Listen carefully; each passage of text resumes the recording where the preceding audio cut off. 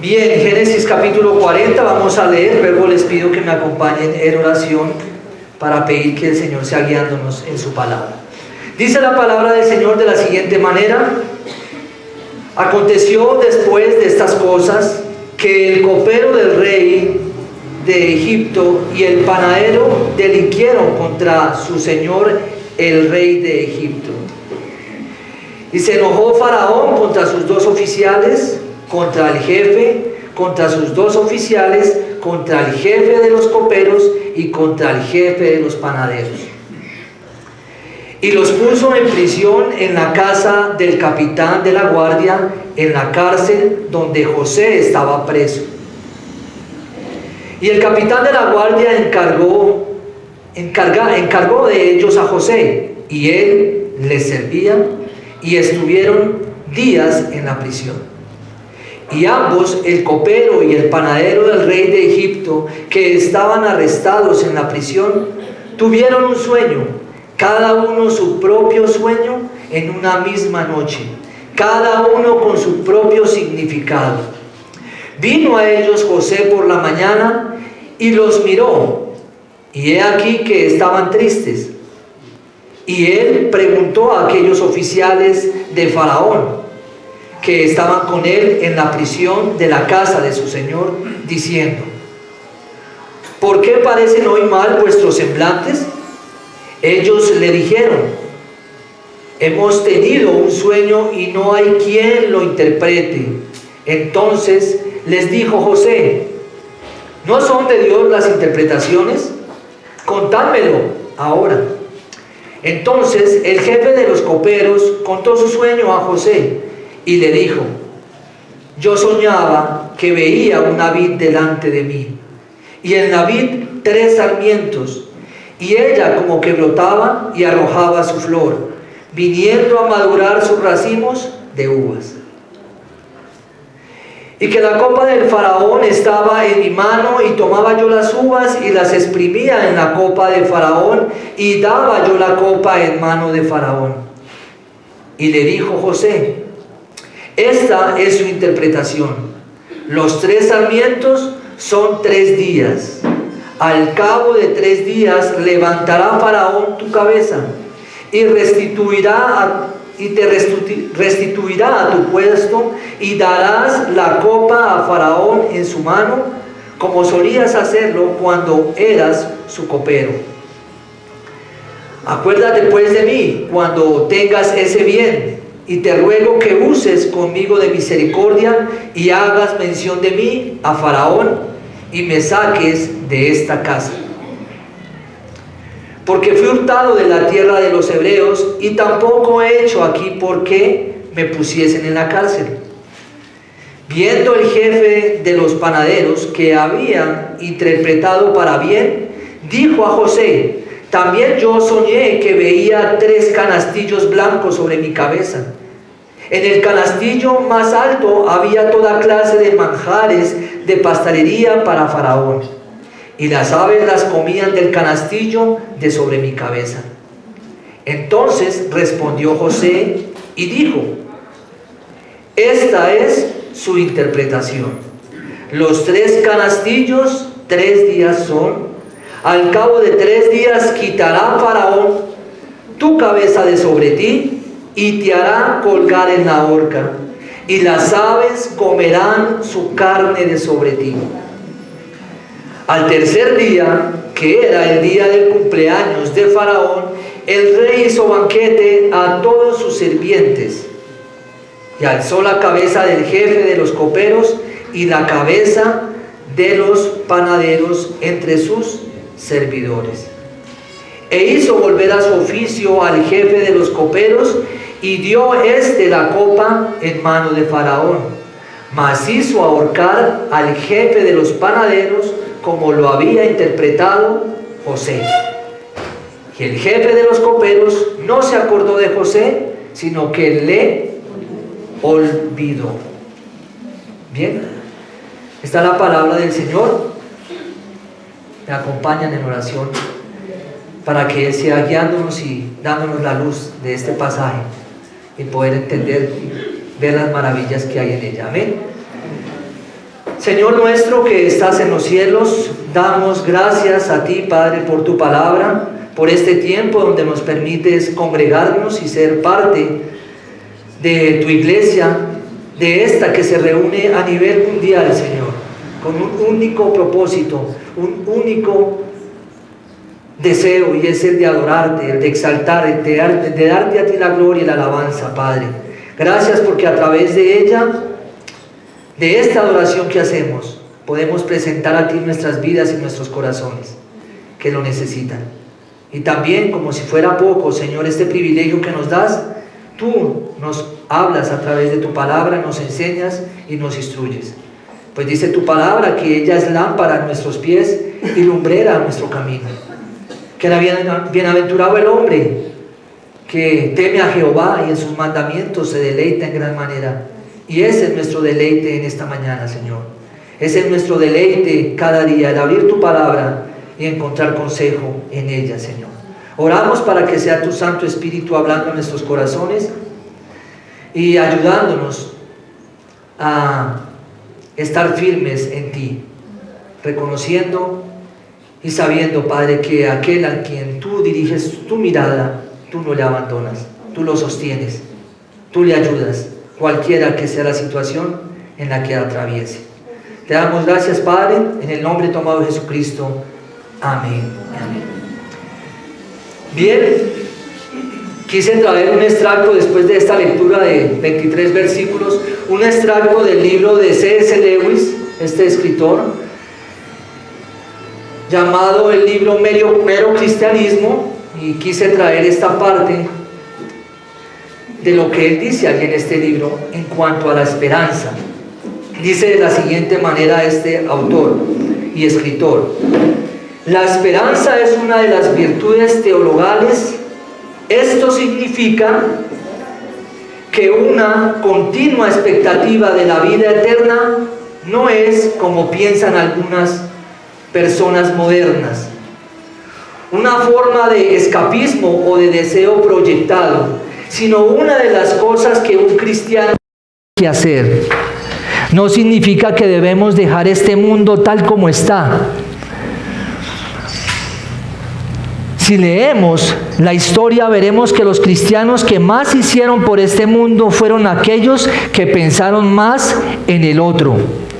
Los apóstoles mismos, que iniciaron a pie la conversación del Imperio Romano, los grandes hombres que construyeron la Edad Media, los evangélicos ingleses que abolieron el mercado de esclavos, todos ellos dejaron su marca sobre la tierra, precisamente porque sus mentes estaban ocupadas en el cielo.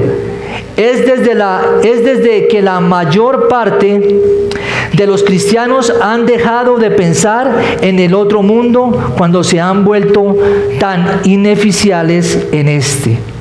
Si nuestro objetivo es el cielo, la tierra se nos dará por añadidura. Si nuestro objetivo es la tierra, no tendremos ninguna de las dos cosas. Hasta aquí, pues el autor de estas palabras es Lewis. Pero ¿por qué las traigo y por qué quise extraer este fragmento de este libro? Porque es un libro interesante, pero las palabras que dice en este extracto me llaman la atención porque habla de hacer algo por los otros mientras que estamos aquí en la tierra. ¿Sí? Y cuando estamos haciendo algo por los que están aquí en la tierra, tenemos de cierta manera indirectamente nuestra mirada colocada hacia el cielo.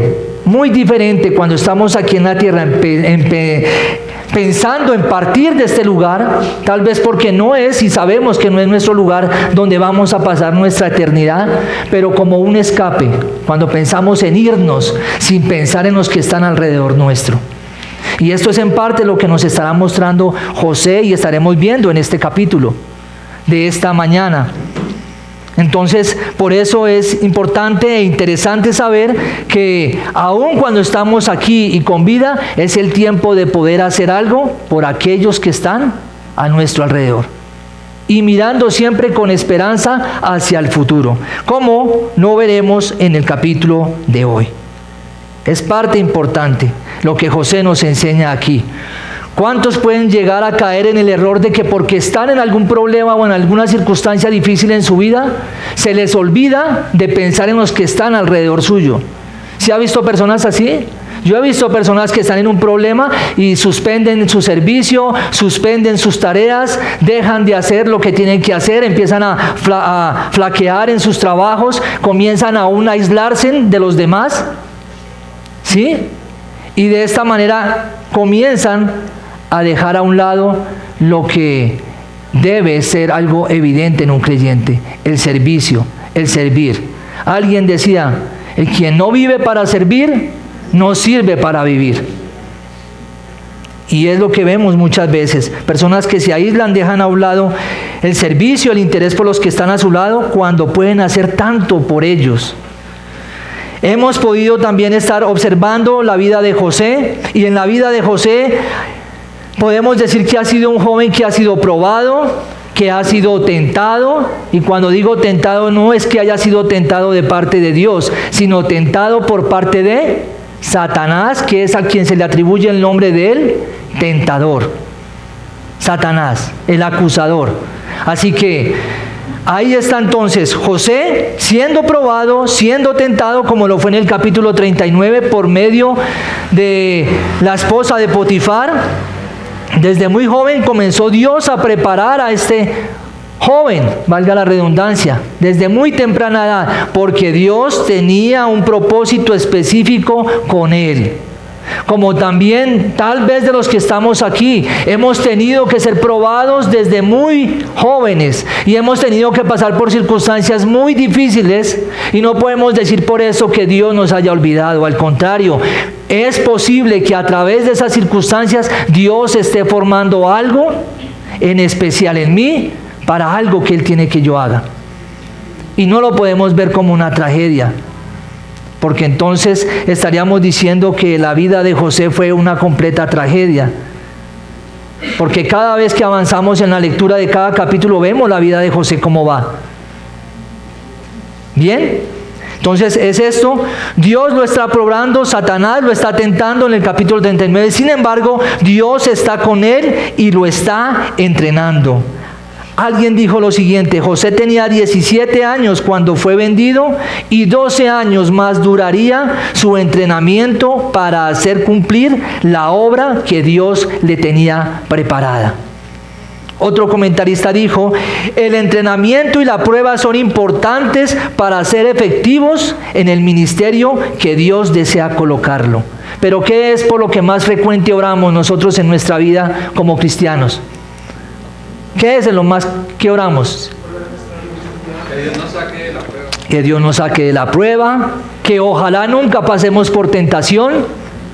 Pero aún el mismo Señor lo dijo, que oráramos para que no cayéramos en ella. Y nuestras oraciones son: Señor, sácame de esta prueba, sácame. Pero nunca preguntamos a Dios cómo vamos dentro de esa prueba, cómo Él está viendo nuestro carácter siendo formado a través de Él. Como tal vez Él ve nuestro carácter también cuando enfrentamos la tentación que nos pueda colocar Satanás, que está como león rugiente, ¿verdad? Siempre estamos buscando evadir esto, pero es por medio de eso que Dios nos está preparando. Las pruebas son una gran bendición, lo dice Santiago en su carta, ¿sí? El beneficio que trae a nuestras vidas y a nuestras almas las pruebas. Entonces, esto será más de lo que estaremos observando en este capítulo 40 que tenemos para hoy. Y la primera parte, ya para comenzar a caminar por estos versículos, la he titulado Los nuevos compañeros de prisión. Los nuevos compañeros de prisión, ¿de quién? De José, como lo vemos en el capítulo anterior. Versículo 1 al versículo 4. Y comenzamos entonces esta caminata diciendo el autor de este libro que aconteció después de estas cosas. ¿Después de qué? Después del veredicto que ha dado Potifar, ¿sí? Comandante de la seguridad de Faraón, quiere decir el principal de guardar, de custodiar la vida de Faraón, ha hecho un veredicto, ha dado un veredicto, ¿sí? Gracias a la calumnia de la esposa de él mismo contra José. De esta manera, esa estrategia que hace la esposa y todo lo que ella ha maquinado, hace posible que José vaya a la cárcel, sea llevado a prisión de manera injusta o injusta. De manera injusta. ¿Sí?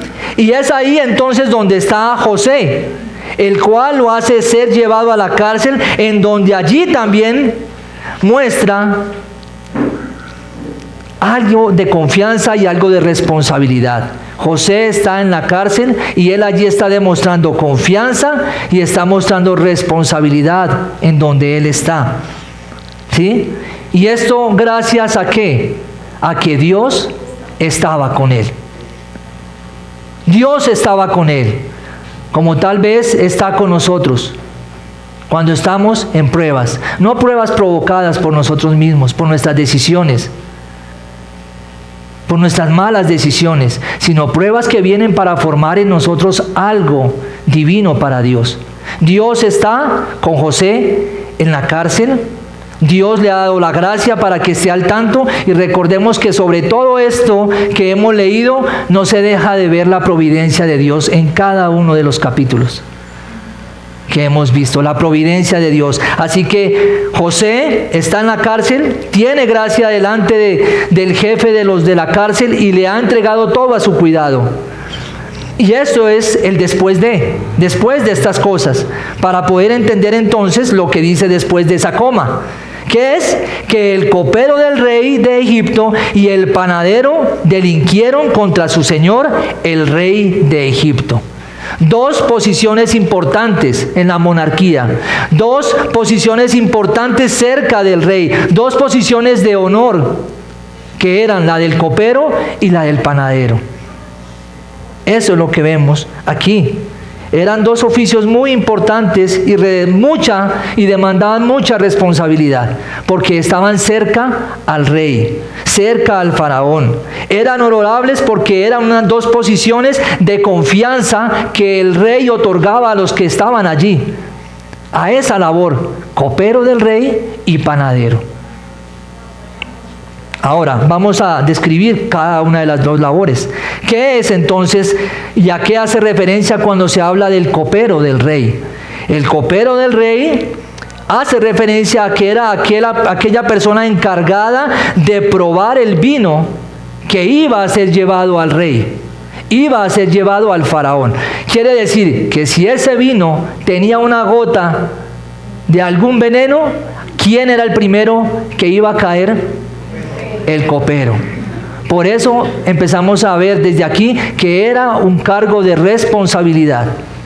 Era un cargo de mucha confianza, porque no le iba a dar al que estaba al lado que probara cualquier copa a cualquiera, siendo que él la iba a ingerir. De eso ayudan mucho las películas modernas, ¿no? En cuanto a eso, esas de acción y de intriga. Aquí vemos entonces que es una posición donde él tenía que probar las copas que iban a llegar al rey. Antes de que él comiera o bebiera, el copero era el encargado de probar todo cuanto iba a llegar allá. Tanto el rey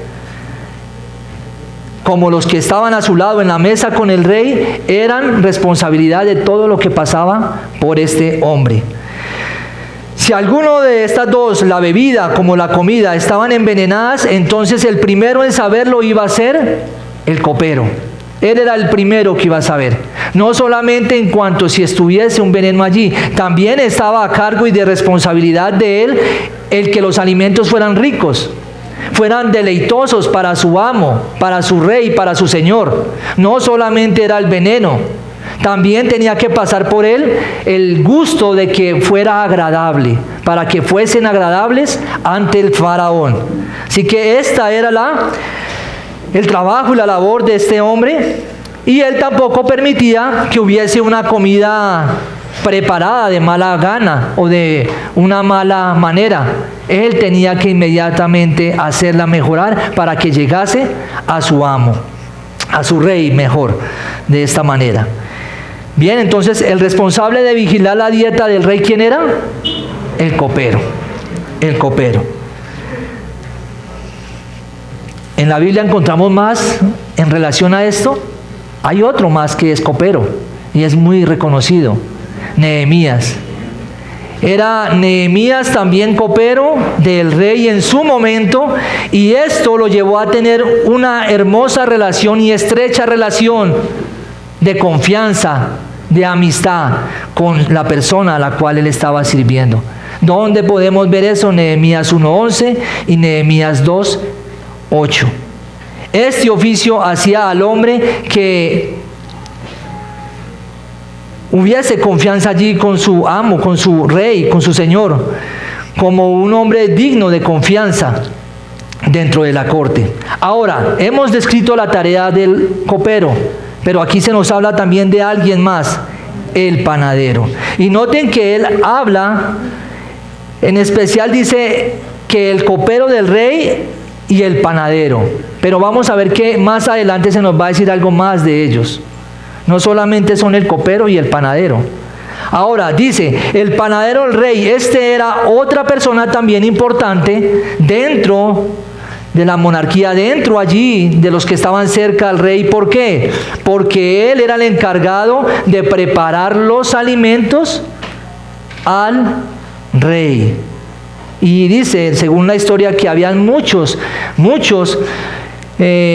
postres y tortas y alimentos que se alimentaban, que se preparaban especialmente para alimentar al rey. Desde muy temprana edad ya había allí este oficio, la pastelería.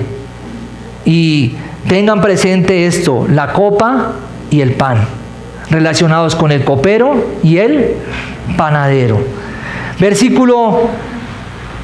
Al mismo versículo, antes de terminar, dice que ellos dos hicieron algo. Está el rey de Egipto, está el copero, está el panadero. Pero se dice también que delinquieron contra su señor, el rey de Egipto. Quiere decir que quebrantaron, infringieron, violaron, transgredieron alguna de las normas que en el reino había, el cual les produjo a ellos algo no tan bueno, que era ir a la cárcel. Pero además produce esto el enojo del rey. Versículo 2. Y se enojó Faraón contra sus dos oficiales, contra el jefe de los coperos y contra el jefe de los panaderos. Entonces ya aquí vemos algo más de estos dos hombres. No eran solamente el panadero y el copero, eran el jefe de los coperos y el jefe de los panaderos. No eran cualquiera, eran importantes y estaban por encima de los demás. Y dice de ellos y los puso en prisión en la casa del capitán de la guardia, en la cárcel donde José estaba preso. Noten que tal circunstancia no se describe, no se dice qué fue lo que hicieron, qué transgredieron, cuál fue la ley que pasaron por encima, sino que sí se describe que fueron llevados a la cárcel por esta razón. Porque quebrantaron e infringieron una norma especial. Y estos fueron a dar al lugar donde estaba José. Ahí. Ahora yo pregunto hasta aquí, ¿Dios no está detrás de todo esto? Claro que sí. No es casualidad que preciso el copero y el panadero, hombres de confianza del faraón, fueran a dar al mismo lugar donde estaba José, preso. No es coincidencia. Y sabemos que las coincidencias en la vida de un cristiano y un creyente no existen. No existe la suerte, no existe el azar. Y los puso en prisión en la casa del capitán de la guardia, en la cárcel donde José estaba preso. Es decir, y es muy probable que sea el mismo Potifar. Es muy probable que sea él a quien hace referencia. Lo cierto es que no era ninguna casualidad que él estuviese allí.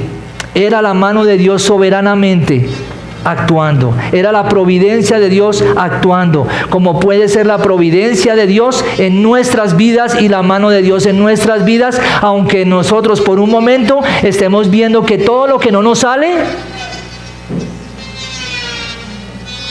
es porque ¿a Dios le pasó por alto? ¿A Dios no le interesa? No, es porque Dios tiene la mano puesta allí. Planes que hacemos en nuestras vidas, decisiones que tomamos y desafortunadamente no nos dan un buen resultado. No es que a Dios se le haya salido de las manos. La mano de Dios está en ella. Bien, vamos a tener efectos de sonido. Espero lo entiendan y... Bien, bueno, entonces seguimos aquí. Además de esto se nos dice algo en cuanto a esta prisión. Y ambos, el copero y el panadero, versículo 4, y el capitán de la guardia encargó de ellos a José, y él les servía, y estuvieron días en la prisión. Ahora, el capitán de la guardia, ¿qué hace con estos dos prisioneros de confianza del faraón? Los lleva y los deja a cargo de José. Y José, él les servía. Y yo pensaba y leía esto y decía, oiga, de otro creyente dice, pero Señor, he pasado la tentación. Señor, he dicho no a la tentación. ¿No se supone que debo estar en un mejor lugar? ¿No se supone que debo ser recompensado porque dije no a la tentación? Estas no son las palabras de José aquí. José ha pasado la tentación, sin embargo está en la prisión y ahora le sirve a otros allí en la prisión. Y esto nos deja ver mucho de José. Y veíamos, hay circunstancias en la vida que llegan a nosotros, nos embisten y muchos dejan su servicio. Muchos dejan de hacer lo que estaban haciendo, pero miren la actitud de José acá. Más él servía y estuvieron días en prisión. No dice cuántos días. Lo que sí se nos describe es que José les servía a ellos. No es que los cuidara, porque el texto nos dice es que les servía, los atendía. ¿Sí? No era que los estaba él ahí custodiando, porque para eso estaban los que se encargaban de esa área. Al decir servicio es atenderlos, estar pendiente de ellos. Y yo digo, qué humildad la que nos enseña José. Qué humildad la que nos enseña José cuando, estando a cargo de todo lo que él tenía, el faraón, este hombre llevaba a la cárcel y allí le sirve a otros. ¿Qué sería de un hombre egocentrista de estos tiempos? ¿Yo? ¿Sirviéndole a otro igual que a mí? ¿En la cárcel? ¿Quién soy yo para hacerlo? Eso podría pensar alguno. Pero miren lo que hace José. Les servía. Les servía. Y no estaban en el palacio, estaban en la prisión, donde sabemos que en la prisión no hay buenos modales por lo general. En la prisión manda, ¿quién? El que más duro hable, el que más genere temor. Ese es el que habla en la prisión. Pero aquí vemos que José no es motivado por esos miedos. José es motivado por un corazón que hay en él, que Dios ha formado y está tratando. Versículo 5. Y ambos, el copero y el panadero del rey de Egipto, que estaban arrestados en la prisión, tuvieron un sueño, cada uno su propio sueño, en una misma noche, cada uno con su propio significado. Entonces, aquí vemos de qué manera la segunda parte, los sueños, y vemos del 5 a 8 que ambos prisioneros tienen aquí un sueño. ¿El mismo sueño? No, dos sueños diferentes con dos interpretaciones diferentes. Esto es lo que nos dice aquí este versículo. Cada uno su propio sueño en una misma noche. Sí hay una misma noche. Hay una misma noche, dos sueños, dos interpretaciones. Ahí lo encontramos. Versículo 6. Vino a ellos José por la mañana y los miró, y he aquí que estaban tristes. Dígame a quién, a qué preso le va a importar que otro esté triste, cuando no va a ser él mismo quien se va a preocupar por él.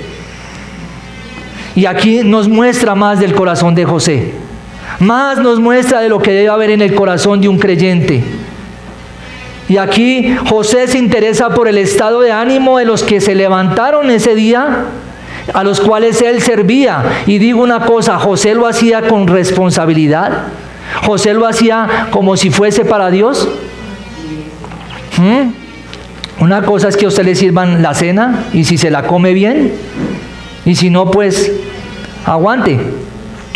Pero una cosa es de que usted se acerque a la mesa y esté su semblante agradecido y alegre, y que el que le ha servido se preocupe por ese rostro, se preocupe por lo que pueda estar pasando en su mente y en su corazón. Pues bien, eso es lo que está pasando por la mente de José. José los ve con un semblante que no era el común verlos. Aunque sí es cierto, ¿quién va a estar feliz en la cárcel? ¿Quién va a estar feliz cuando está preso de su libertad?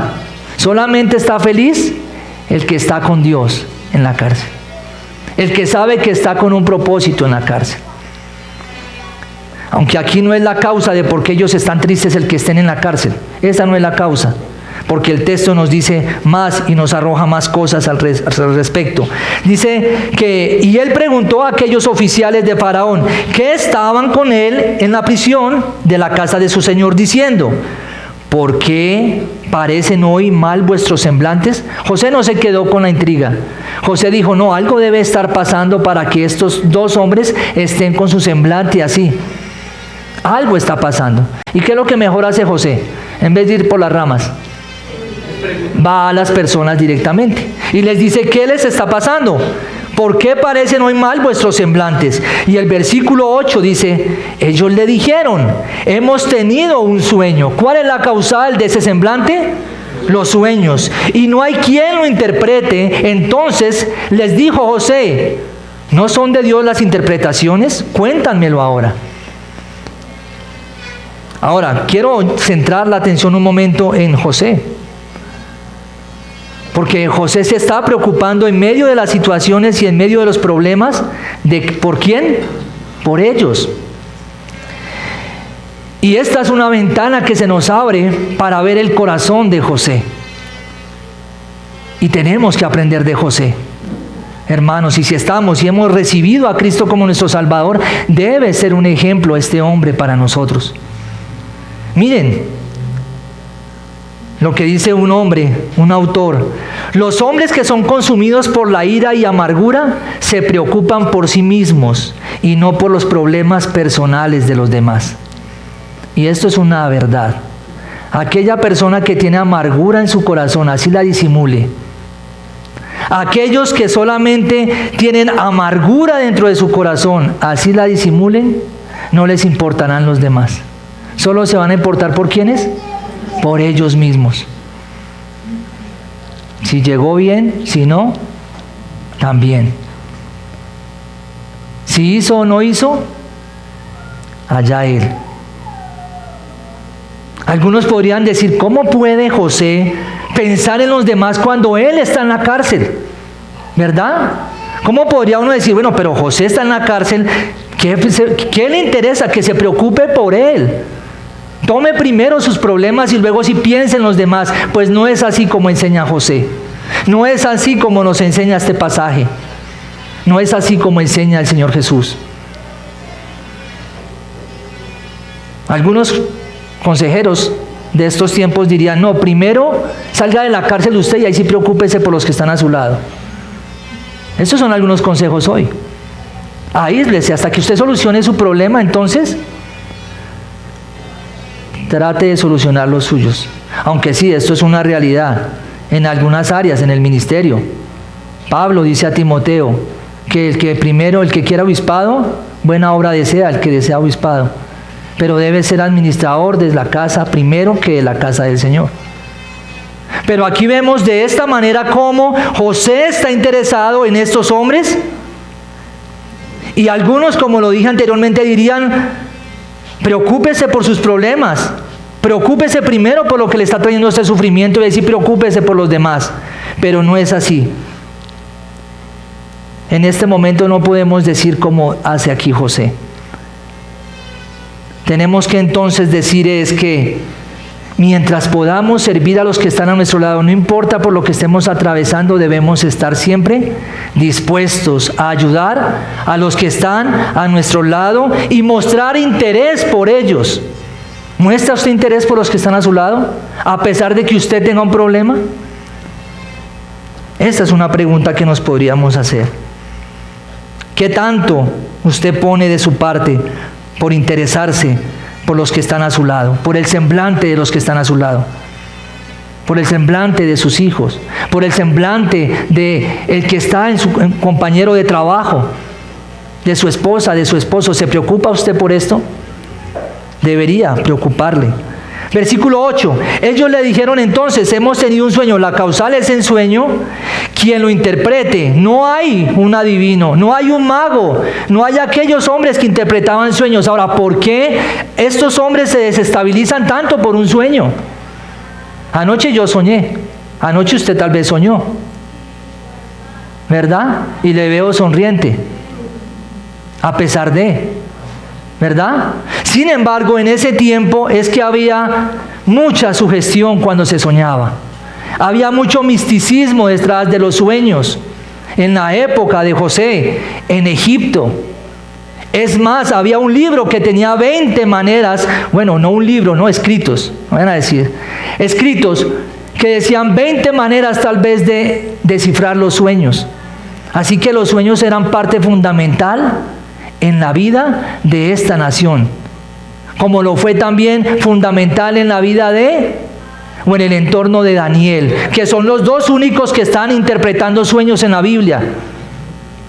Solo vemos a José aquí interpretando sueños, y luego veremos a Daniel, o como ya lo hemos visto en nuestro estudio anterior, que Daniel está interpretando sueños. Aquí José está frente a Faraón y Daniel estará en la Mesopotamia, en Babilonia, allí interpretándole sueños a los reyes. ¿Por qué? Porque para ellos esto era de gran significado. Ellos eran muy místicos en esta área.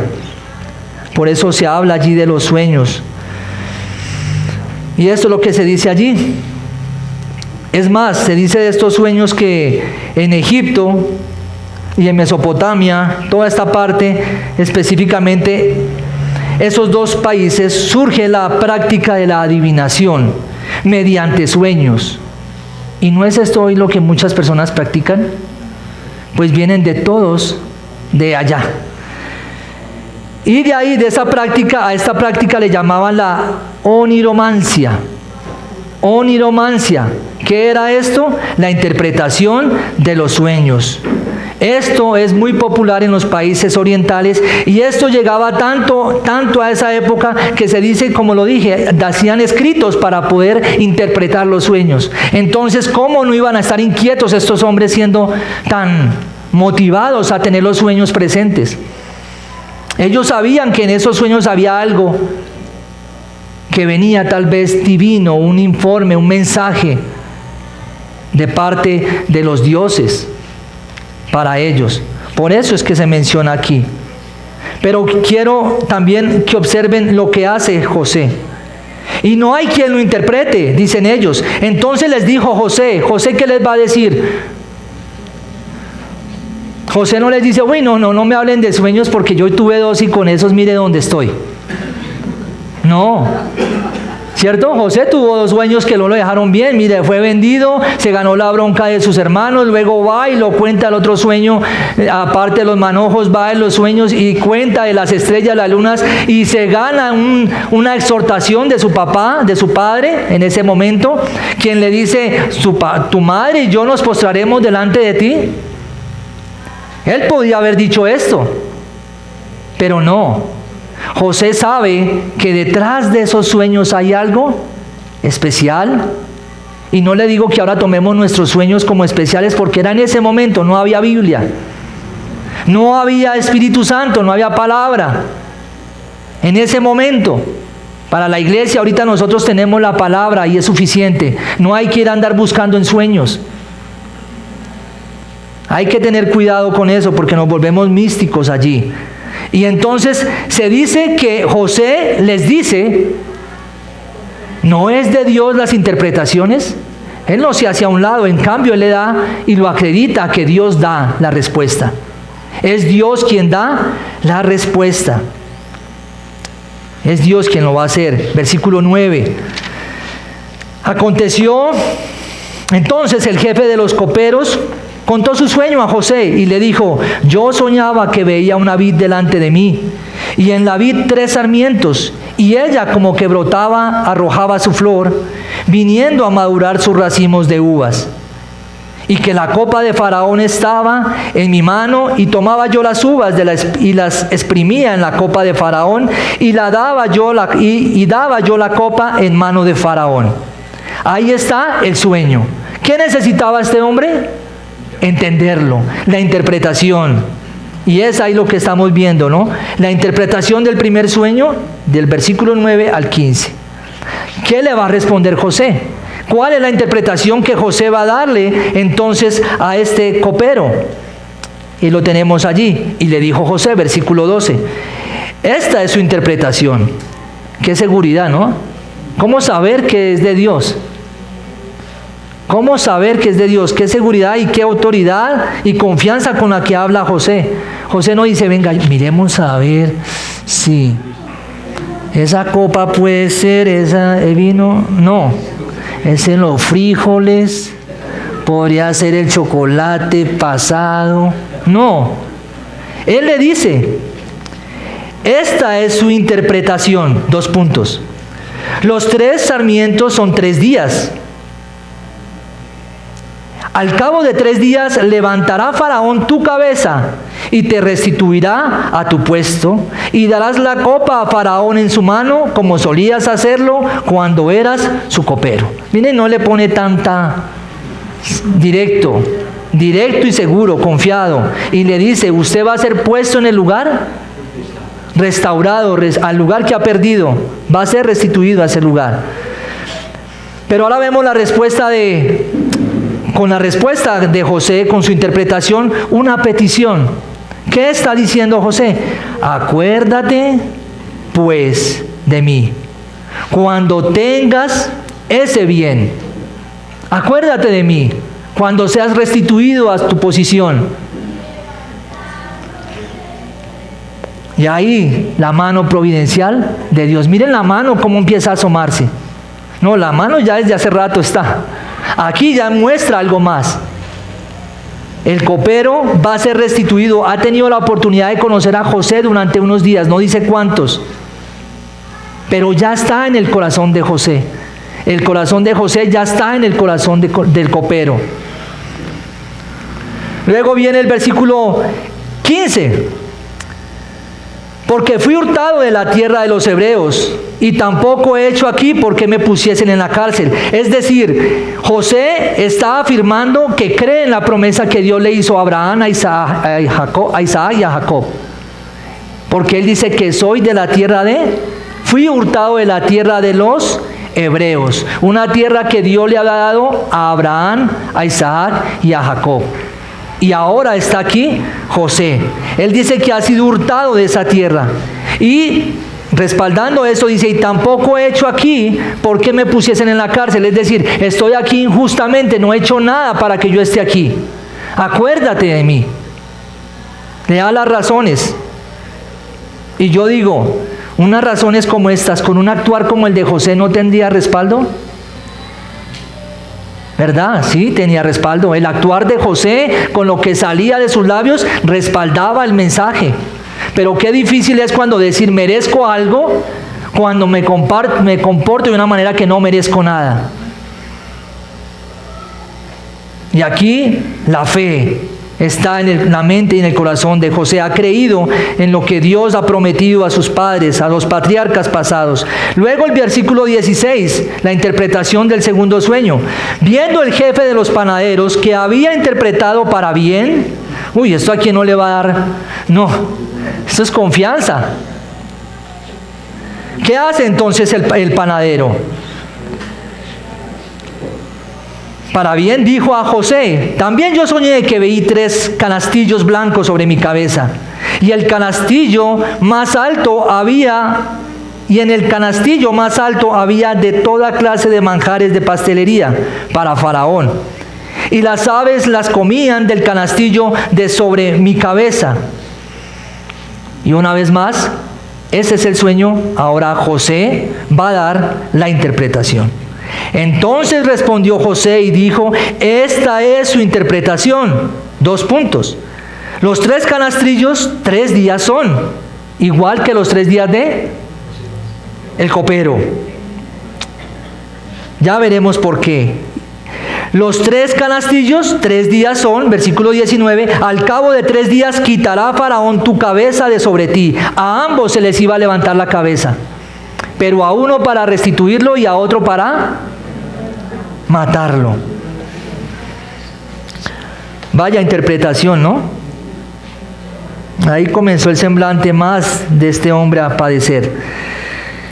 Y te hará colgar en la horca, y las aves comerán tu carne de sobre ti. Al tercer día, bueno, ahí está la interpretación, punto. Esa es la interpretación que da José. Y llama la atención esto porque José no se pone en conveniencia a hablar por los sueños. José está interpretando los sueños que son. A uno les da la interpretación de un sueño como bendición, a otro se lo da como un juicio y es una mala noticia. Y esto es algo que debemos tener nosotros que compartimos el mensaje de Dios. No solamente podemos quedarnos dando buenas noticias, es necesario también dar la mala noticia. ¿Y la mala noticia para quién es? Para aquel que cree siendo cristiano que va a ir al cielo cuando no lo es. Cuando cree que se deleita en el pecado, cuando cree que se revuelca en el fango y decide, no, tú vas a ser restituido. Tú vas a ser transformado en una nueva criatura. En el cielo no tienes necesidad de arrepentirte. No, son necesarios ambos mensajes. Tanto el malo como el mensaje bueno. Tanto el bueno como el mensaje malo. Ambos, José está dando su interpretación, ambos con un destino muy diferente. Por eso es que es ineficaz el Evangelio de la Prosperidad, porque el Evangelio de la Prosperidad solo apunta hacia un sentido, y es a que todo va a estar bien, de que te congregues, vengas, pases al frente, hagas una oración y todo va a cambiar en tu vida. No es eso. Se necesita algo más, se necesita arrepentimiento, se necesita un cambio de mente, se necesita apartarse del pecado para entender que voy a ser restituido al lugar donde la gloria de Dios está. Y eso es lo que está pasando aquí. Y eso es lo que podemos ver y aplicar a nosotros. ¿En qué parte podemos estar? Versículo 20. Al tercer día, y esta es el olvido de José del 20 al 23. Al tercer día otra vez. Tercer día para el copero, tercer día para el panadero, tercer día para el rey. El tercer día era importante porque en ese día pasaba algo especial. En ese tercer día era el cumpleaños de el faraón. Y en esos cumpleaños se tomaban decisiones. O bien sea se dejaba libre, o bien sea se hacía un juicio, se decretaba un juicio, o bien sea se restituía a las personas que habían sido llevadas o culpadas de algo. Y es lo que vemos aquí. El rey hizo banquete a todos sus sirvientes. El día de los cumpleaños del faraón, él hizo un banquete en el cual invitó ¿a quiénes? Al copero, al panadero. Y aquí se dice que coperos, ¿verdad? Y panaderos, en plural. Y dice que los invita. Y alzó la cabeza del jefe de los coperos y la cabeza del jefe de los panaderos. Ambas cabezas son levantadas. Ambas cabezas son colocadas en alto. Y es una manera de hablar, de expresarse, de que a ambos se levantan. Pero a uno para restituirlo, como lo dijimos antes, y a otro para condenarle. Uno va a ser levantada su cabeza y va a estar en vida. El otro será levantada su cabeza, pero va a estar muerto y va a ser demasiado tarde. Entre sus servidores. Concluye allí el versículo 20. Y el versículo 21 dice: e hizo volver a su oficio al jefe de los coperos y dio la copa en mano de Faraón. ¿Se cumplió la interpretación de José? Se cumplió. porque la interpretación de los sueños es de Dios. Dios estaba con él. Dios estaba con él, la mano de Dios estaba con él. Pero también viene y se acerca el jefe de los panaderos, versículo 22. Mas hizo ahorcar al jefe de los panaderos como lo había interpretado José. No hay duda que la providencia de Dios está allí. Que José está siendo un instrumento de Dios allí, y lo que él ha interpretado y lo que Dios, cómo le ha permitido llegar allí y estar allí sirviendo y ser instrumento útil en esa casa, aún en la prisión, Dios estaba con él. Dios estaba con él. Y el versículo 23 dice: y el jefe de los coperos no se acordó de José, sino que le olvidó. Qué tristeza pudo haber causado esto en José, ¿no? Aquel encargo que le hizo. No se olvide de mí, porque estoy aquí injustamente, porque he sido llevado, he sido comprado, he sido esclavizado.